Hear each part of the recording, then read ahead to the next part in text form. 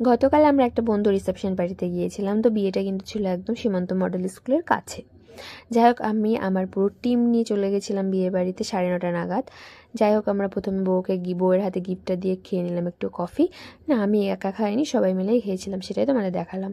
চলো এরপরে আমরা একটু ডান্স দেখে আসি।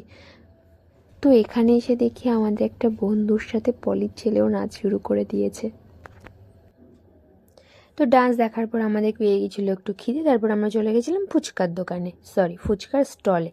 যাই হোক, সবাই মিলে আমরা একটু ফুচকা খেয়ে নিলাম।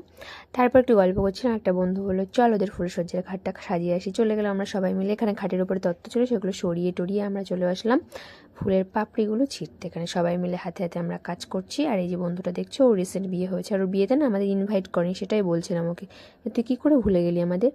যাই হোক, তারপরে আমি আর পলি দেখো একটা লাভ শেপ দেওয়ার চেষ্টা করছিলাম। সবাই বলছিল তুই লাভ আঁকতে পারছিস না, তাই বললাম আমি লাভে তো পড়িনি, আমি প্রেমেই পড়িনি, তো লাভ আঁকবো কী করে। জাস্ট এইসব নিয়ে হাসাহাসি হচ্ছিলো। বেশ মজা করে আমরা কিন্তু খাটটা সাজালাম। জানি না লাভটা একটু ভালো হতো, বাট এদিক থেকে খাওয়ার প্যান্ডেলে যেহেতু ভিড় ছিল, আমাদের জন্য জায়গা রাখা ছিল, তাই সবাই বারবার ফোন করছিলো, তাই আমরা একটু তাড়াতাড়ি করে লাভটা ব্যাগার দিয়ে এঁকে চলে আসলাম। আর বেরোনোর আগে ওদের আয়নায় একটা ছোট্ট করে একটা ক্লিপ নিয়ে নিলাম। তো প্যান্ডেলে এসে দেখলাম যে হ্যাঁ, বেশ ভালোই ভিড় আছে তখনও। তো আমাদের জায়গা রাখা ছিল বলে ফট করে বসে পড়লাম। তো একটা টেবিলে বসেছিলাম আমি, পলি, দাদা আর আদি। আর ওই দিকের টেবিলে রয়েছে অভিভাবক অন্য বন্ধুরা। আর বাদবাকি সবাই কিন্তু অন্য কিছু খেতে চলে গেছে।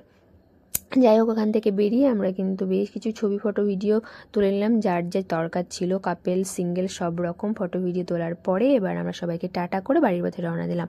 ব্লগটা কেমন লাগলো জানিও।